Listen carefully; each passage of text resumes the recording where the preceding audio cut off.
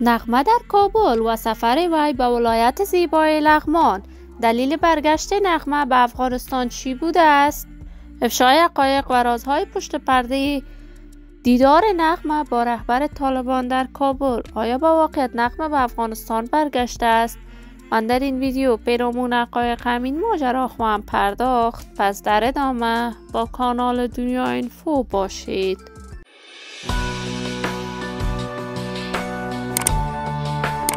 سلام و سلامتی ایام و کامتان باد. شما را خوش آمدید میگم به یکی دیگر از ویدیوهای جذاب کانال دنیا اینفو. برای دوست شدن با این کانال علامت سابسکرایب را فشار دهید تا از ویدیوهای دیگر کانال دنیا اینفو هم آگاه شوید. خانم نغمه یکی از هنرمندان سابق اداره افغان، چهره مشهور و شناخته شده هنری در میان هنرمندان افغانستان بوده است. نغمه شهرت و محبوبیت خاصی در میان هنرمندان افغانستان داشته است. وی در یک خانواده کاملا متعصب و دور از هنر موسیقی در ولایت زیبای کندهار دیده به جهان گشود.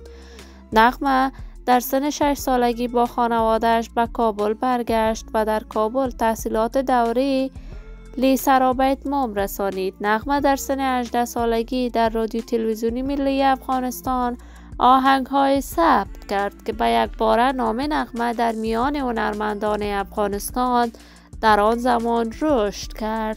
بانو نغمه با منگل ازدواج کرد. این دو 5 فرزند داشتند، ولی نغمه در سال 2006 از منگل جدا شد. وی با یکی از رهبران مجاهدین ازبق در افغانستان ازدواج کرد. نغمه بعد از ازدواجش به کشور امریکا رفت. یکی از دختران نغمه همسر شفیق مرید می باشد. نغمه در کشور امریکا همیشه برنامه‌های هنری برای دوستداران و طرفداران صدایش برگزار می کند. جدیداً تصاویر نغمه در صفحات مجازی دست به دست می شود که گویا وی به افغانستان برگشته است. تمام این خبرها دروغ بوده است. نغمه در امریکا است و مدت زیادی می شود نغمه دیگر آهنگ برای دوستداران صدایش نسروده است، ولی ما در انتظار نشر تازه ترین آهنگ های بانو نغمه خواهیم بود. دوستان عزیزم، شما هم نظریاتتان را در بخش کامنت با من شریک بسازید. اگر تا هنوز عضو کانال دنیا اینفو نشدید، پس برای عضویت با این کانال علامت سابسکرایب را فشار دهید.